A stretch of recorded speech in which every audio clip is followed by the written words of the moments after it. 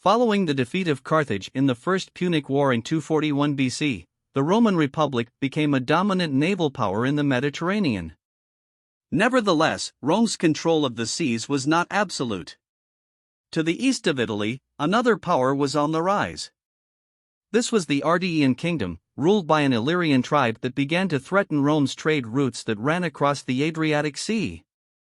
At the helm of this kingdom was the capable Queen Teuta. Queen Teuta was the wife of Agron, a king of the Ardean kingdom. It was under Agron's leadership that the Ardei became a force to be reckoned with. According to the Roman writer Appian of Alexandria, Agron had expanded his kingdom by capturing a part of Epirus, as well as Corcyra, Epidamnus, and Pharis. In addition, Agron's fleet was much feared in the Adriatic Sea. Death of the king, rise of the queen. In 231 BC, Agron suddenly died, after obtaining a victory over the Aetolians.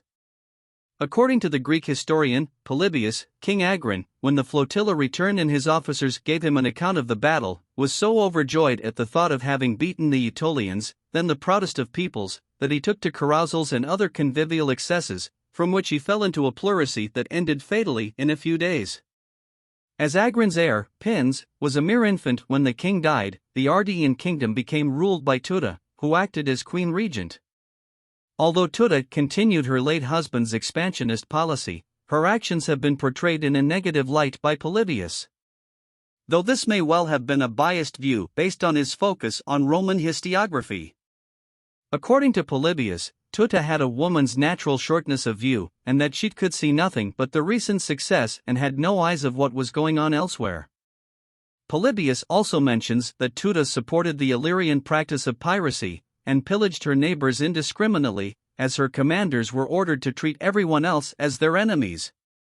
Illyrian piracy irks the Romans. It was these piratical raids that would eventually lead the Romans to wage war against Teuta.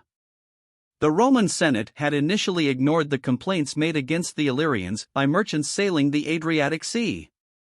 Yet, as the number of complaints increased, the Senate was forced to interfere. The Romans first employed diplomacy, and sent envoys to Teuta's court. The ancient sources record that Teuta was not at all pleased with the Roman envoys, and was not reasonable in her dealings with them. Worst of all, the diplomatic immunity of these envoys was breached. Polybius records that one of the envoys was assassinated while preparing to leave for Rome, while Cassius Dio mentions that some envoys were imprisoned and others killed. When news of this returned to Rome, the Romans were outraged, and declared war against Teuta.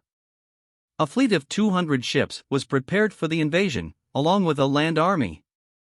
The first target of the Roman fleet was the island of Corcyra, held by Demetrius, who was also the governor of Pharis. In both accounts of Appian and Polybius, Demetrius is said to have betrayed the Illyrians by surrendering Corcyra and Pharis to the Romans. According to Cassius Dio, however, it was Teuta herself who sent Demetrius to hand over Corcyra to the Romans in exchange for a truce.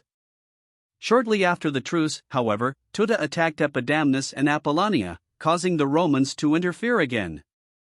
Demetrius would later transfer his allegiance to the Romans, as a result of the queen's capriciousness. The pirate queen's fate. Realizing that she was no match for the Romans, Teuta surrendered in 227 BC. According to Polybius, Teuta consented to pay any tribute they imposed, to relinquish all Illyria except a few places, and what mostly concerned the Greeks, undertook not to sail beyond Lissus with more than 2 unarmed vessels. Additionally, Appian mentions that Corcyra, Pharis, Issa, Epidamnus, and the Illyrian Atantani became Roman subjects. The remainder of Agron's kingdom was in the hands of Pins, whose new guardian was Demetrius. Although Teuta lived for another few decades, there is an interesting story stating that Teuta had jumped off a cliff instead of surrendering to Rome at Rizon, on the Bay of Kotar, present-day Montenegro.